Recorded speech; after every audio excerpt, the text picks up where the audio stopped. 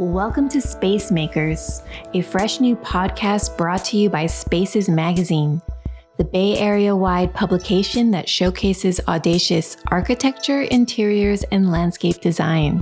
It's curated by well-known editor, author, and columnist Sahid Sadar, and hosted by Spaces Managing Editor Dan Jewett. This podcast goes beyond the glossy printed pages of Spaces to amplify the talents behind the exciting ideas that are changing our local design scene, all in their own voices. Listen up and enjoy. Welcome to this episode of Space Makers featuring designer Suzanne Tucker.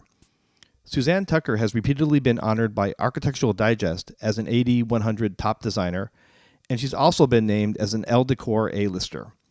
She co-founded Tucker & Marks, an interior design and decorating firm based in San Francisco, with Timothy Marks in 1986 and founded Suzanne Tucker Home in 2010.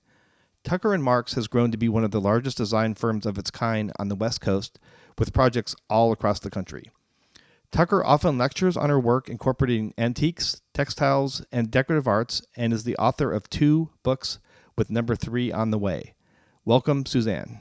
Thank you, Dan. Lovely to be here. Thank you. You grew up in Santa Barbara and graduated with a fine arts degree in design from UCLA. It sounds like from a very early age, you knew what you wanted to do. That's probably true. My mother would tell you that she saw it in me as a little girl, because apparently I would spend hours decorating the Christmas tree. Now, mind you, I think everything was at 3 feet tall, and they might have been all on one side and lopsided. But my mother was a great encourager of my creative talents and my artistic interests. And so I'd always gravitated towards design and architecture. And growing up in Santa Barbara was a gem because I was surrounded by gorgeous architecture, fantastic gardens, everywhere. So it just became part of my DNA, shall you say. How did growing up in California influence your design aesthetic? Well, certainly you're influenced, I think, by wherever you grow up. And that can be a positive or a negative. If someone grows up in, not such attractive circumstances, let's say, they can, gravitate towards beauty around them. I was fortunate in that I grew up, in the charming bucolic enclave of Montecito, was a very charmed childhood.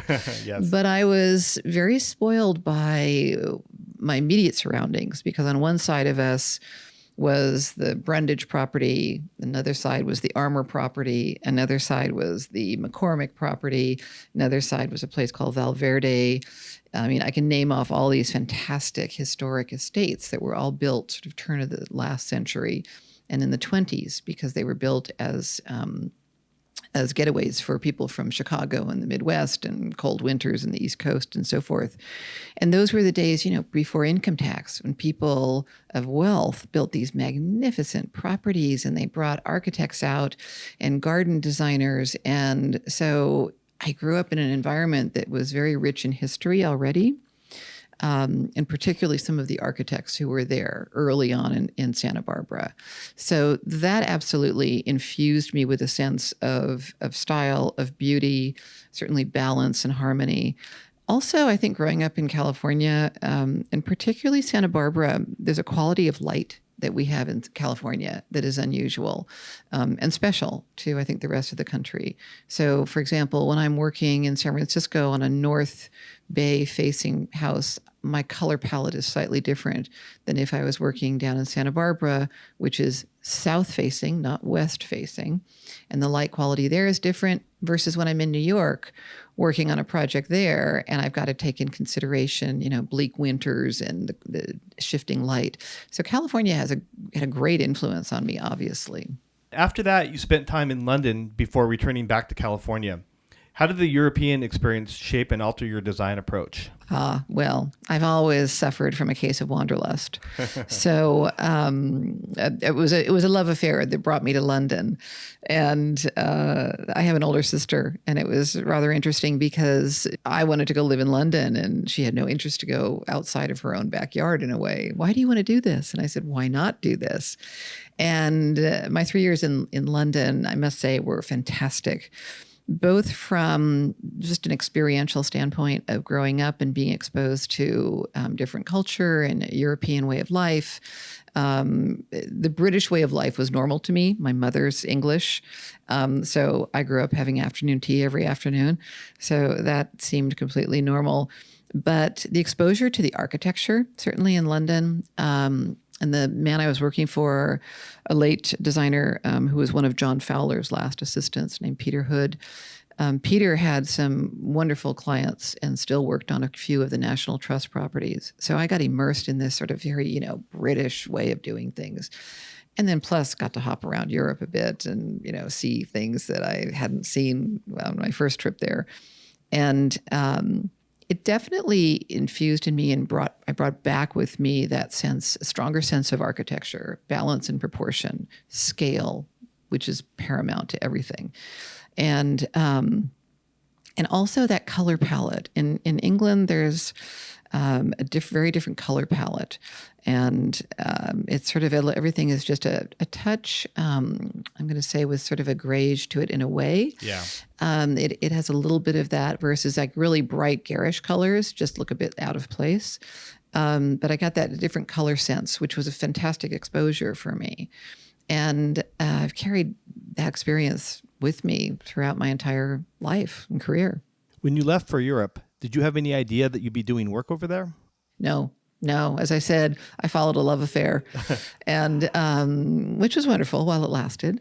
But while I was there, I then decided to, go to work for a designer, decorator. And I also took courses at the V&A, the Victoria and Albert Museum, which had a fantastic decorative arts program. And I did that as well. And then I was looking around to possibly stay and continue working over there. But as fate would have it, I ended up coming back to California and coming to San Francisco. And when you came back, you were greatly influenced by Michael Taylor, and you have been called his protege. What was it like working with someone whom Architectural Digest has named one of the 20 greatest designers of all time? Lovely question. Well, when I came to San Francisco, it was summertime in '81. And there were no jobs to be had in design. Even though I had a degree in design, I had experience in design, all of that. It just wasn't. And everywhere I went, people said, "Oh, well, we don't have a job for you," or, "Well, you could be the stock girl folding fabrics." "Oh, but Michael Taylor's looking for, people all the time." "Oh, but he only hires guys." And it was a really interesting sort of reverse discrimination that I was up against. It was a very different time in San Francisco, and it was definitely reverse discrimination. And I was sort of like, well, just because I'm a woman doesn't mean I'm any less qualified. And several of my parents' friends, interestingly enough, said, "Oh, you should work for Michael Taylor." Now, mind you, I had just come from England, all the wonderfulness of England and that sort of very classical, traditional decorating of the time. And everything I had seen of Michael Taylor's work was all this sort of, white and rocks and trees. And I kind of thought, oh, gosh, this isn't anything that particularly interested me. But his name kept coming up to me repeatedly. So it was summertime, and I was having a good time, just sort of doing some temp work and playing with friends. And, mind you, I was 23, 24 years old. And I saw an ad in the paper. That was when you looked at classified ads. And I was literally reading it through the alphabet. And when I got to the bottom of the E's, it said expediter needed for interior designer. I thought, I wonder what an expediter does. So I called the number, and it answered with the number. And I just said, well, I'm calling about the ad in the paper. And they said, fine, we'll call you back. And I hung up, and I remembered that Michael Taylor went through a middleman, I was told. So I pulled out the phone book. For those of you who don't know, we used to keep phone numbers in phone books. And I looked up Michael Taylor's office number, and I called directly. And they said, oh, yes, well, call Michael later tonight.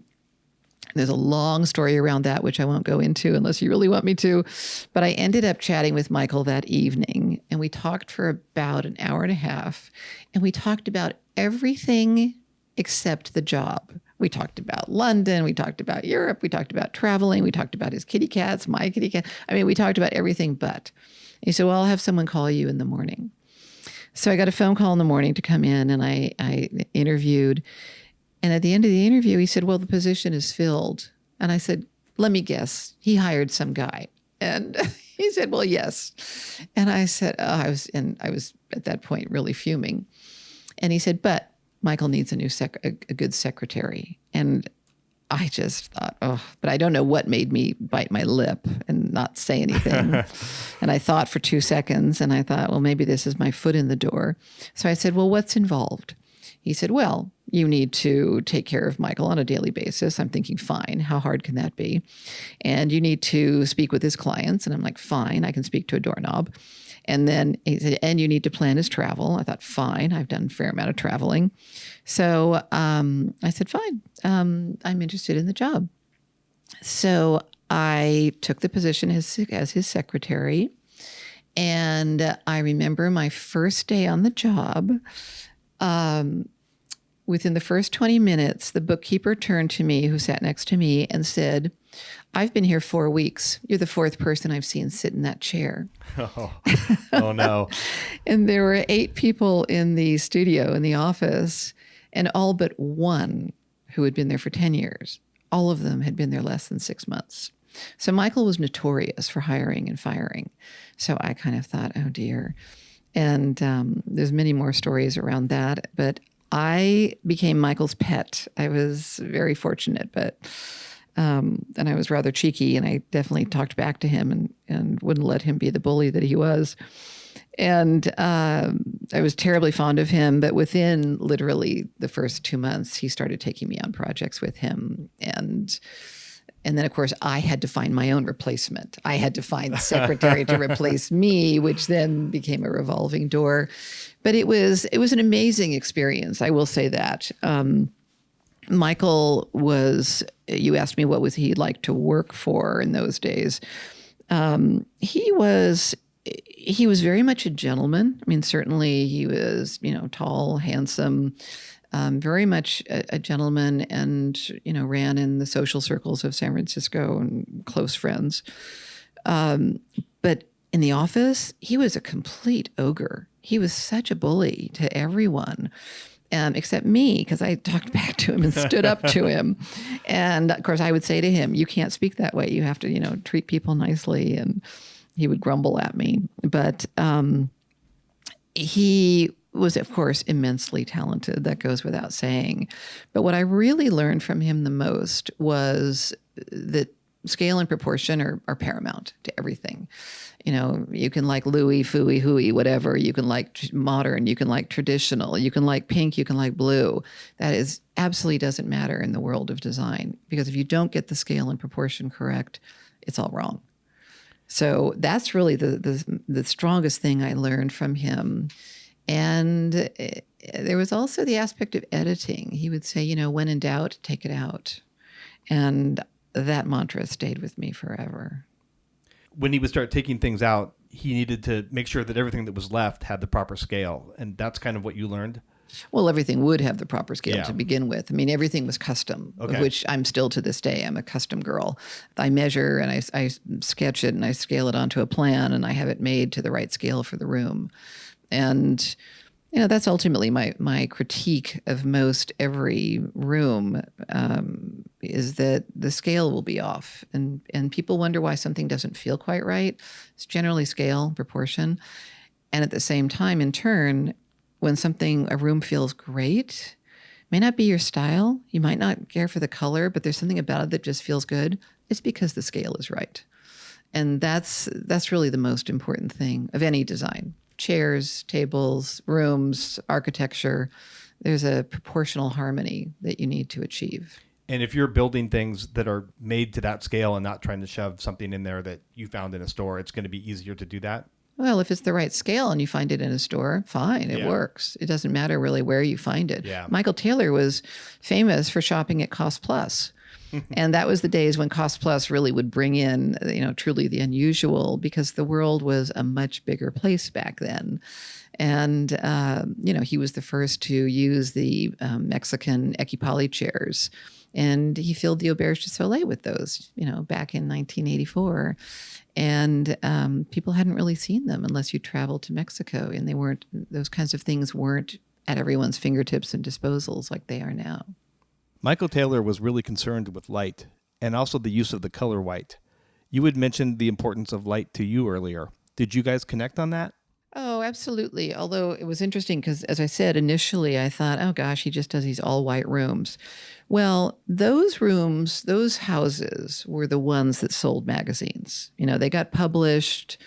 They've sold magazines. They made the phone ring. They paid the bills. Yeah. And that was that sort of, I'm going to say, cookie cutter Michael Taylor look, that quintessential California look. And which, he was the first one to do that, sort of really bring the outside in, open up things, use plants, use organic qualities, things like that, and bump up the scale of things.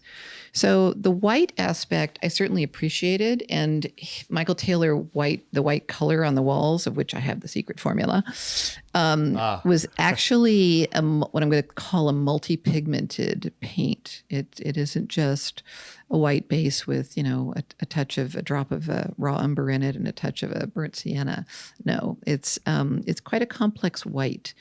And it's not a white. It's a fairly warm white. But Michael's true genius was actually using color, and he loved color. And he wasn't afraid of color either. He used it pretty fearlessly when he had a client who was willing to use color. It was the clients who called up for that California Michael Taylor look, those became the all white spaces. I see. Yeah. You and your partner, Timothy Marks, bought Taylor's business in 1986 and also established Tucker and Marks that same year. How much of his influence is still a part of what you do? Well, we actually started off as Michael Taylor Associates. That was our first company name. And there was a coterie of clients who were really left abandoned by Michael's death because it was unexpected. I mean, he died of AIDS. I mean, it was a constant revolving door of funerals for those years. And he certainly left a legacy behind, but he left behind, several clients that he was doing work for. And so there was an automatic pickup of clients, those people and those projects, which we were very fortunate to have. So we started off as Michael Taylor Associates, but really within a couple of months, we sort of realized, we weren't Michael, number one. And it's not like, Morgan Bank, where JP Morgan is long gone, but his name lives on, in the banking halls of fame. So it's not like that in design. People want to know what you do. They all know what Michael did, but they want to know what you do. What's your talent? So that's, we changed the name and it's been history ever since. But Michael stays with me to this day, for sure. There are many times that I will look at something and I'll think, oh, Michael would love that. He would definitely have used that and pulled that in. There's other times when I will stand back and I think, I wonder what Michael would do in this case. Or I'll think, gee, if he was alive today, how would his look, how would his style have evolved? Michael's brilliance, which many people aren't aware of, was his use of antiques in interiors. And people right now think antiques are passé. Hardly. It's a great time to collect. But he would do the most contemporary interiors and then throw in, some couple of fabulous antique pieces or an antiquity or a relic or something like that. And it would give just this fantastic harmony to the interior and to that room. And to this day, I always think about that with Michael. And I've been working on the Auberge du Soleil for many years now, as sort of his legacy. And I stand there and I still think to myself, we're about to redo the restaurant and the bistro and all of that. And I stand there and I think, okay, in some ways I need to honor Michael. It was his to begin with. And I think, gee, I wonder what he would do now. So he's very much still a part of my thinking, my design psyche. A big part of your business now is also producing textiles, fabrics, dinnerware, outdoor furniture, mantelpieces, and bed linens for various partners under the moniker Suzanne Tucker Home. How do you find the time to produce so much, and how is the design of these objects and patterns influenced by your interior design work? Well, okay, let's be clear. I don't do this all by myself. I mean, I have a staff of 30 plus people, and I have a fantastic staff, hardworking, dedicated, talented. I'm really very, very fortunate. But then Tim and I have made a point in over 30 years of business of really cultivating a very supportive family environment in our office. That's very important to us. My attitude is if you have to work in life, you might as well A, love what you do, and B, love being around the people you're surrounded by. So that's hugely important. So I have terrific support when it comes to me thinking up new ideas. Gee, what if we do this? Gee, what if I write a book? Gee, what if I launch a textile line? And I say it very blithely, but I also then have people in place who are very good at that.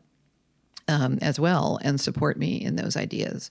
So how do I find time? I have no idea how to answer that question because I seem to constantly be always, working in some form or fashion. I'll be sketching or I'll look at inspiration and I'll think, oh, that little detail right there, that would make a great, textile pattern, or that's a wonderful color to pull out of nature, from a hike.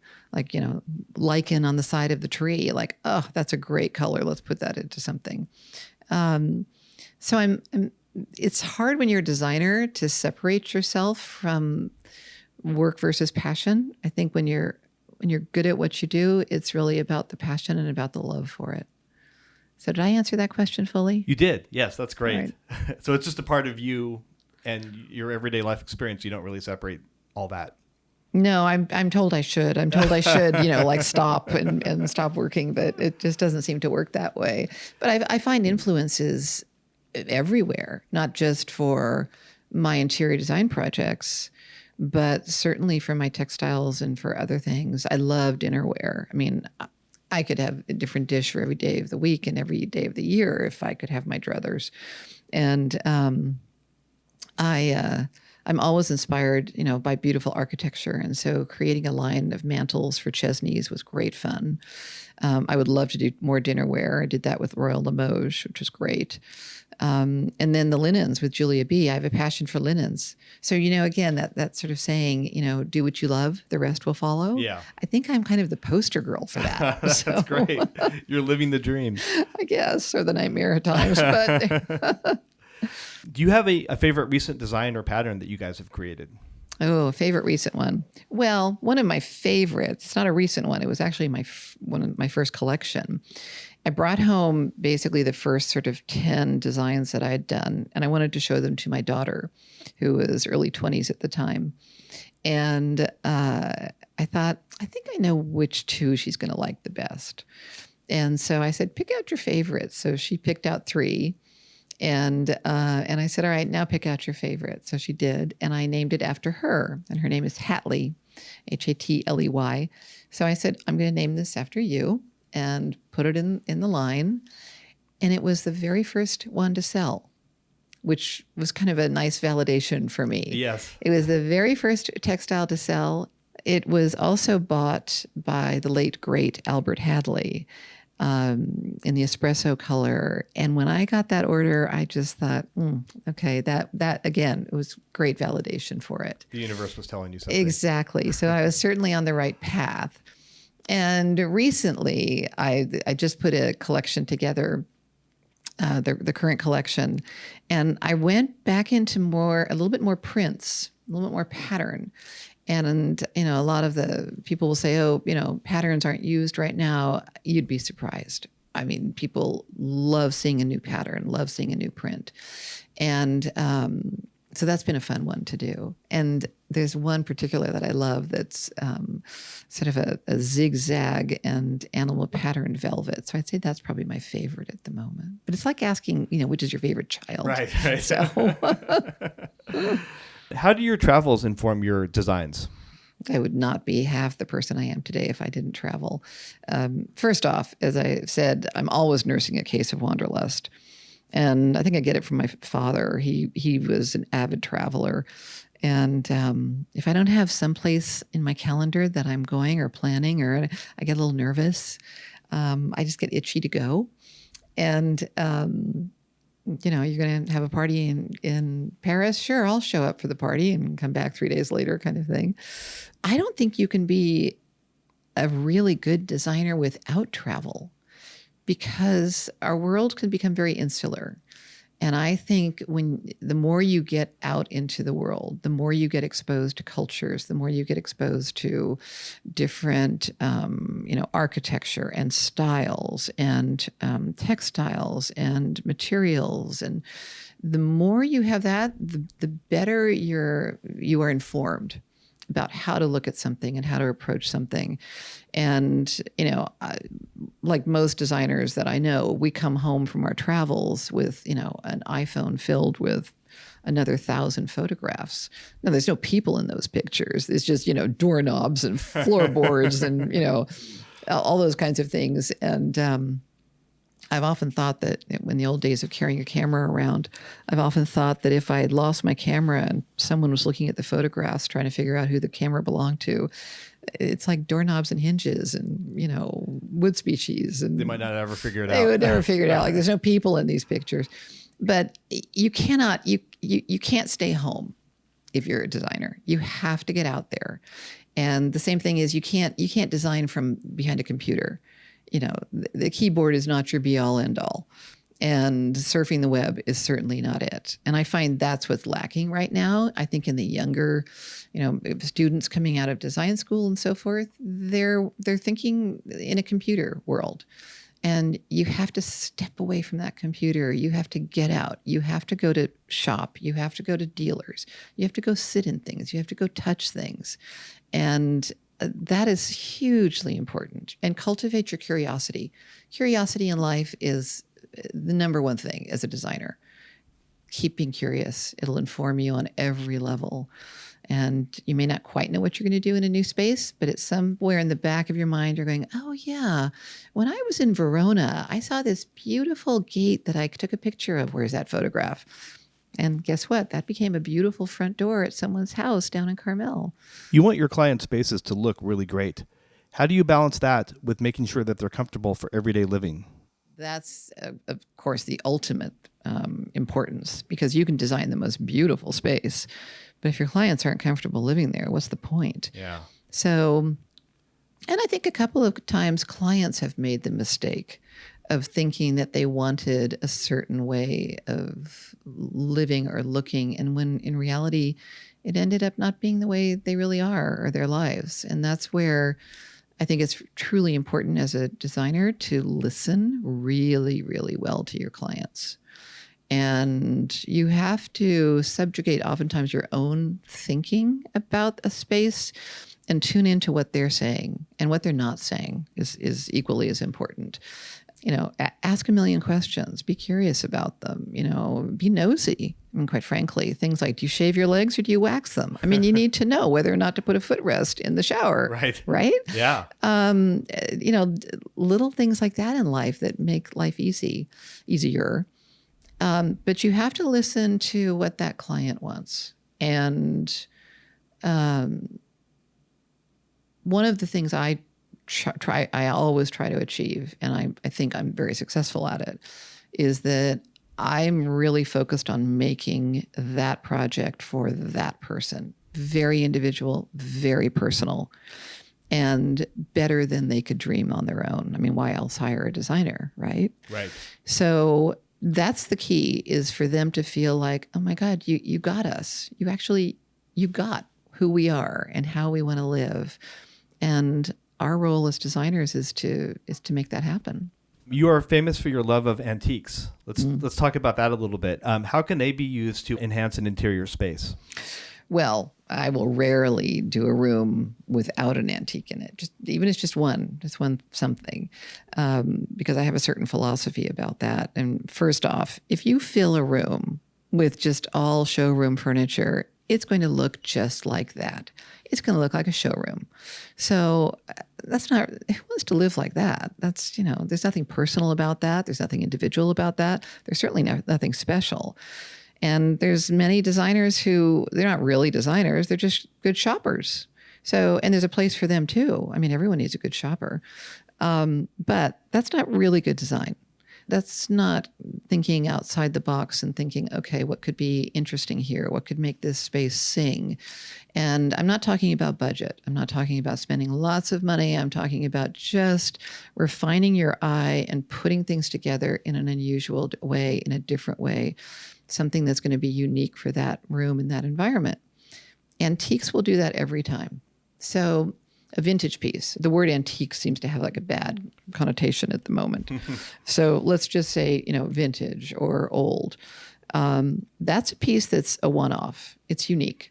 It's going to make that space look entirely different than if you used all the exact same pieces in a similar room, but you didn't have that piece in it. It's going to give it personality. It's going to give it soul. And it doesn't have to be an expensive thing. It could be a painting from your grandmother's attic or something. It could just be, with an old frame on it, let's say. But it's going to bring character to a room. And I also say to everyone, I'm like, look, you want to have something old in the room, and you don't want to be it. That's a good line. Yeah.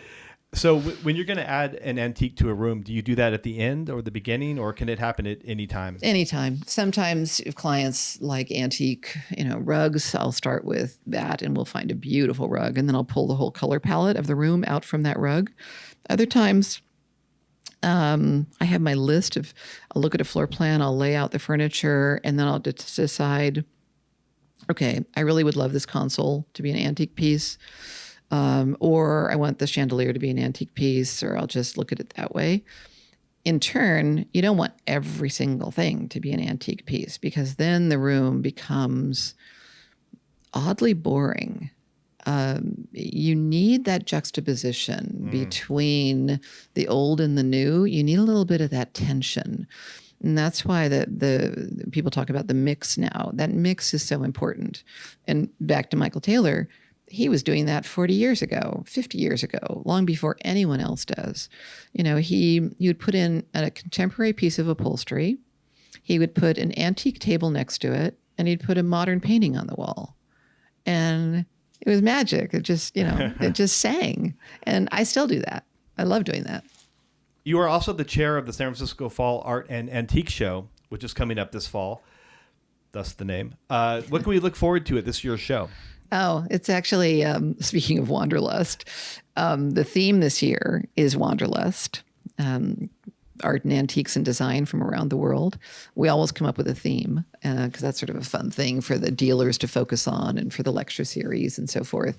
But this is my 5th year being chairman of the show. Before that, I was, I think, Designer Circle chairman for 10 years. And I've been going to the show, well, this is its 38th year. I missed all but 1 year. So I'm kind of a diehard believer in this show. And FYI, we have officially changed the name. It is now the San Francisco Fall Show. Ah, okay. With the tagline, Art, Antiques, and Design. So it's the Fall Show, just like in New York, it's the New York Winter Show. So this will be the San Francisco Fall Show. And they've expanded it quite a bit in terms of focus. So it used to be strictly just you had to qualify as antiques. So it had to be 75 years or older. And it is a vetted show. So there's a vetting committee that comes around. And, if that table isn't truly what you're saying it is, you have to change the tag as a dealer and put authentically what it is, which is a good thing. So that way, people who are coming to the show know that if they're going to buy something, they actually know that what they're buying really is what it is. Not all shows in the country are vetted, so it's an important qualification. But I love the show. This year, the opening night party is October 2nd, which is earlier than it has been in the past. But it's going to be a terrific 3 to 4 days of great lectures, dealers from all over the world. And of course, it's a wonderful benefit for Enterprise for Youth, which is the charity beneficiary. And, it's their biggest fundraiser. It's a terrific cause, number one. Plus, it's beautiful and it's a great party. And the dealers bring really unique things. A lot of them hold things off their floor or their shops for, at least 4 months ahead of this show so that they are first seen at this show. And we've got more of a mix now. So there's contemporary dealers, there's contemporary art dealers. There's some of the great, like Bernard Steinitz, Benjamin Steinitz, his son from Paris. He comes every year, true 18th century. I mean, the best quality you could ever buy. Carlton Hobbs from New York. Dealers from all over, locally, Foster Gwynn.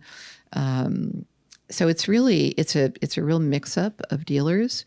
And it's a great education opportunity, too. I mean, it's eye candy, of course, beautiful things, and a great party. But during the Thursday through Sunday while it's open, come have lunch at the show or just have a coffee and walk and talk to the dealers. And, why is this piece so special? Or tell me about this painting.